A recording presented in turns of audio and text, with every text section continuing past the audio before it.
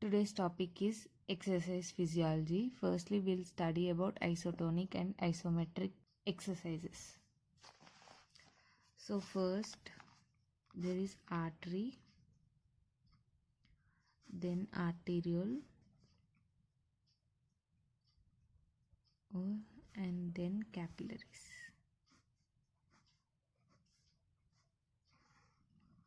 This is muscle, and these are capillaries.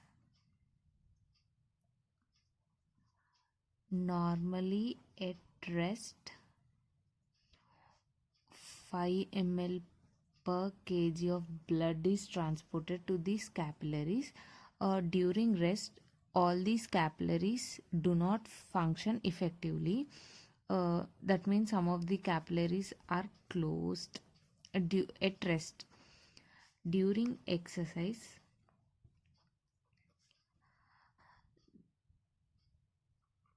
there is a precapillary sphincter. These precapillary sphincter is neither innervated by sympathetic nor parasympathetic. So there is no involvement of nervous system. It is only a precapillary sphincter and it opens due to the metabolites. Like adenosine, potassium, lactic acid and carbon dioxide. During exercise, these compounds are released: carbon dioxide, adenosine, potassium, which causes the opening of precapillary sphincter, and blood flows through these capillaries. So there is increased blood flow during exercise. Around 25 times.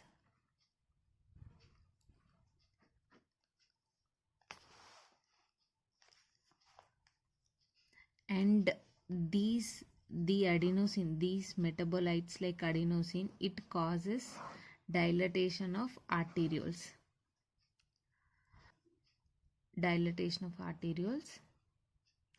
Arterioles are the ones which are mainly responsible for resistance, that is total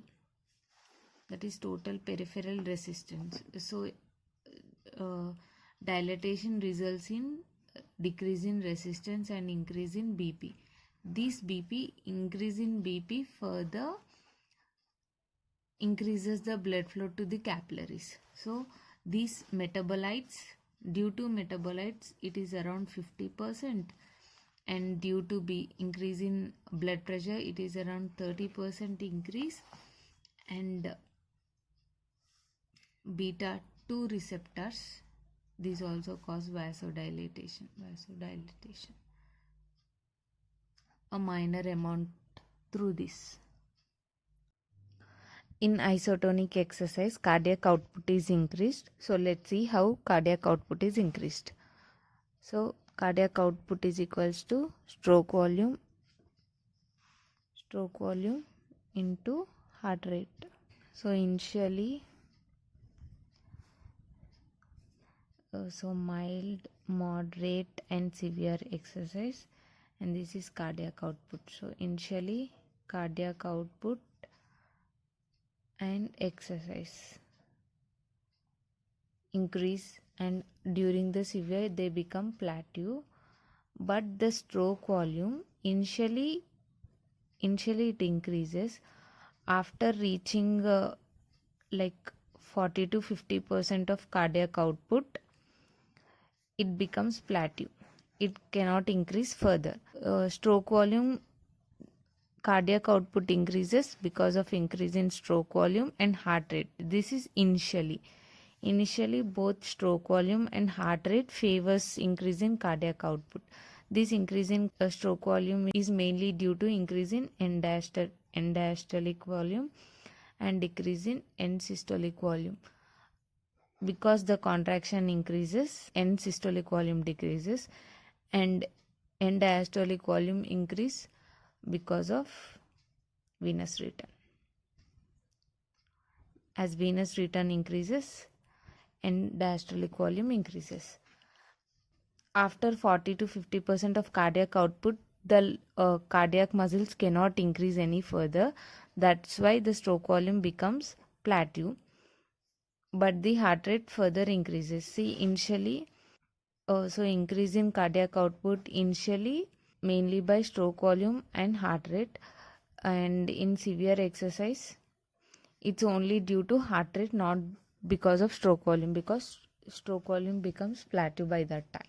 Even before starting of the exercise, the heart rate increases because of this psychic component, that is positive feedback, mainly positive feedback mechanism, and later it is due to sympathetic nervous system innervation, sympathetic nervous system. So now cardiac output is correlates with systolic blood pressure. So increase in cardiac output increases systolic blood pressure. So cardiac output is the determinant of systolic blood pressure. Coming to the diastolic blood pressure mainly depends upon the total peripheral resistance. So now coming to the diastolic blood pressure, it's mainly due to the elastic recoil of arch of aorta. Elastic recoil of arch of aorta.